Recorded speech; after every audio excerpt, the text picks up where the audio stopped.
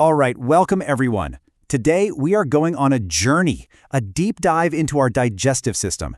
But here's the twist. Our guide isn't some fancy modern app or website. Nope, it's something way more interesting. So this is our guide. It's a book called An Essential Guide to Practice of Medicine by a Dr. B. SAHA. And what's so cool about it is that it's this textbook from India written for two very different groups of students at the same time. Students of conventional Western medicine and students of homeopathy. Right away, you know this is going to give us a pretty unique take on things. So that's the big question, right? What can a kind of vintage medical text, one that's trying to bridge these two different worlds, really teach us today about the gut? Well, it's a great question, and believe me, the answers are pretty fascinating. Okay, so our journey is going to follow the exact path our food takes, and that means, of course, our first stop has to be the mouth. Right out of the gate, the book introduces us to a condition called stomatitis. The definition, taken straight from the text, is simple. It is the inflammation of the mucous membrane of the mouth. Seems easy enough, right? But the real story, the complexity, that's all in the causes. And this is where it gets really interesting. Look at how the book breaks it down. Stomatitis isn't just one thing. As you can see from this list, it could be caused by anything from a simple irritation to a deficiency, an infection, an allergy. The list goes on. This is that classic nuts and bolts process of diagnosis, ruling things out one by one to figure out what's really going on. And here's a look at the actual page from the book. Let's zoom in on infective stomatitis for a second. See how it's broken down even further?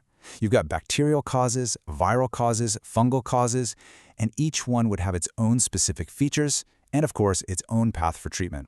It's just a fantastic example of how detailed and methodical this guide is. All right, let's keep moving down the line. Our next stop is the esophagus. That's the tube that connects your throat to your stomach. And here, the book gets into a really common problem, having trouble swallowing. The official medical term for this is dysphagia. And once again, the book gives us a super clear, no-nonsense definition. Now, most of us have probably felt this in a mild way, when food gets a little stuck, but for some people, it's a really serious condition that needs to be figured out and fast. Okay, now this is just brilliant. This is where you really see the textbook's clinical logic shine. Instead of just giving a long list of causes, it actually walks the student through a series of questions. Think about it. Was it sudden or did it come on slowly? Does it happen with solid food first or with liquids? This is pure classic detective work, real diagnostic reasoning in action. So while the book covers a whole bunch of potential causes, it really zooms in on two pretty complex conditions, something called achalasia cardia and a hiatus hernia. Let's just touch on that first one, achalasia cardia. Basically, the book explains that it's when the muscle at the very bottom of the esophagus, it just fails to relax and open up, so food can't get through to the stomach easily. It's like a traffic jam, and the book notes that this problem usually starts out pretty gradually. All right, our tour continues further south, down into the intestines. Now we're getting into two issues that are, super common all over the world, but are also really easy to mix up: diarrhea and dysentery. So first up, the book gives a pretty simple definition for chronic diarrhea. Frequent passage of loose stools over a long time. Okay, sounds straightforward. But as you're about to see, figuring out the why, that's a whole different story. And wow, just look at this. The key takeaway here is just the sheer complexity of it all. The book lays out this massive list of potential causes, and they're all organized by where the problem might be coming from. You've got stomach issues, intestinal issues, metabolic problems like diabetes, even reactions to drugs. This page just hammers home the point that diarrhea isn't the illness itself, it's a symptom of something else. And here we get to a really, really critical distinction the book makes.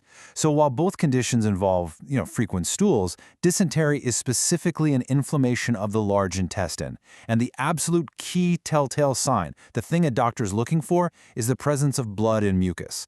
Getting this right is absolutely vital because it completely changes how you treat it. Okay, so now we've arrived at the part that, honestly, makes this textbook so different from anything you'd probably find today. For almost every single thing we've talked about, the book doesn't just give you one way to treat it, it gives you two, and they are based on totally different ways of thinking. See, because the book was written for both conventional MDs and homeopathic practitioners, it does something really unusual. After it talks about the standard stuff like antibiotics or rehydration, it completely pivots. It just switches gears and starts laying out all these detailed homeopathic remedies.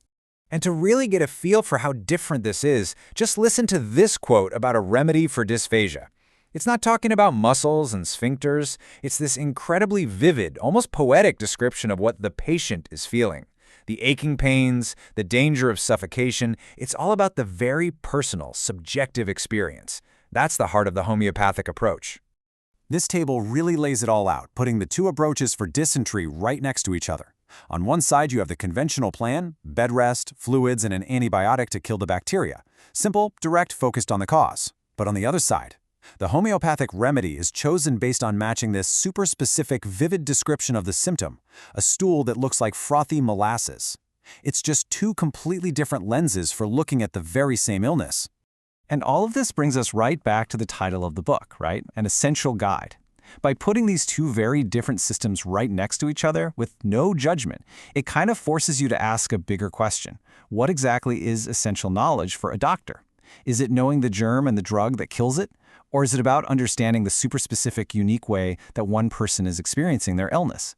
This old textbook, it doesn't give us an easy answer, but man, does it make you think about the question.